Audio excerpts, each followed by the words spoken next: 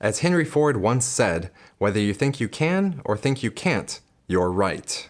It's kind of funny, but true. This video is about the power of beliefs, and it's possibly the most important lesson that I have. I'll explain why it's surprisingly not as simple as you might first think. Then I'll share 2 real-life personal stories, and lastly, I'll give you an actionable takeaway to tie it all together. Sound good? Admittedly, I used to think talk about beliefs was super cheesy, like motivational poster stuff. In fact, I used to think stuff like this was super hilarious.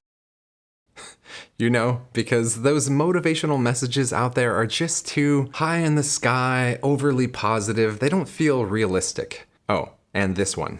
Birds are able to fly because they believe in themselves more than any other animal. Yeah, the power of beliefs, right?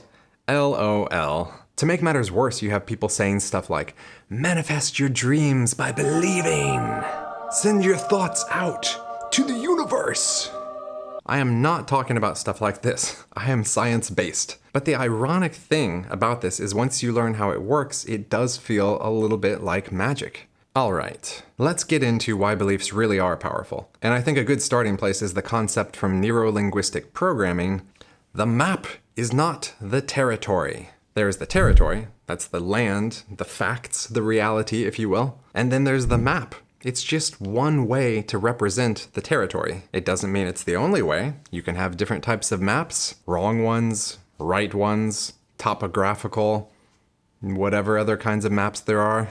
So it's saying reality is one thing and our interpretation of a reality is another. Imagine this. You're walking down the sidewalk and you see someone glance at you. If you believe people are judging you, you interpret every glance as a criticism. On the other hand, if you believe, I'm a likable person, the exact same glance feels neutral or even friendly. The event didn't change, your belief changed the meaning. And another example is, of course, the placebo effect. I'm not going to go into that, I'm sure you've heard of it, but it also points to the power of belief.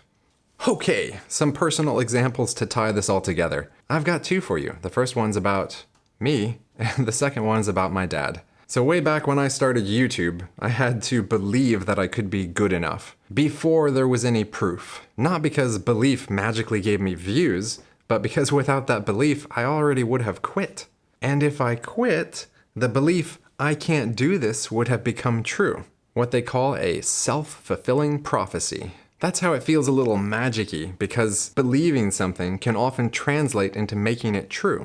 Now, there were certainly bad days when I doubted I could succeed on YouTube at all, but I just had to think. I had to consider what facts I did know, like for example, well, I haven't tried this type of video, or I saw this other guy and he succeeded, so maybe I could too. And then foster that belief, that there's a chance maybe I'm good enough, maybe I could succeed on here. And then of course, make a plan what to try next and take action. But most importantly, I believed there was a possibility.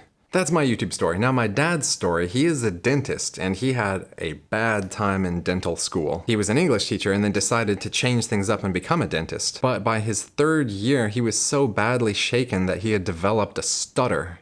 There can be different causes for that, but in this case it was related to self-doubt. He saw his fellow students dropping off like flies. One of his professors failed 80% of the class. When news got out, the dean actually had to come in there and try to fix the situation. And on a separate occasion, my dad went into office hours to ask for help understanding something, and the professor literally said to him, "Some people just aren't cut out to be dentists."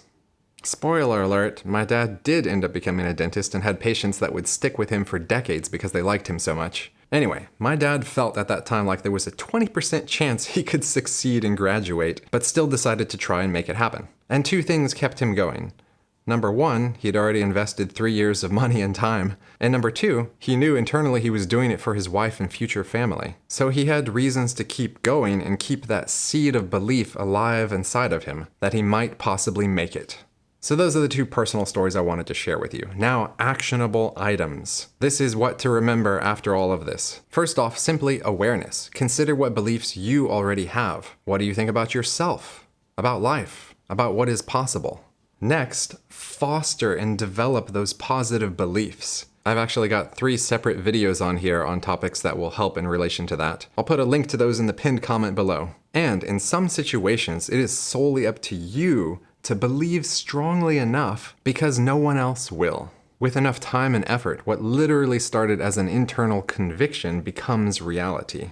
And the last thing I will say on the matter, just lock this in, okay? Belief is what keeps action alive long enough for reality to catch up. If you like, share this video with a friend you think might benefit from this message, and I'll see you tomorrow for the next life lesson.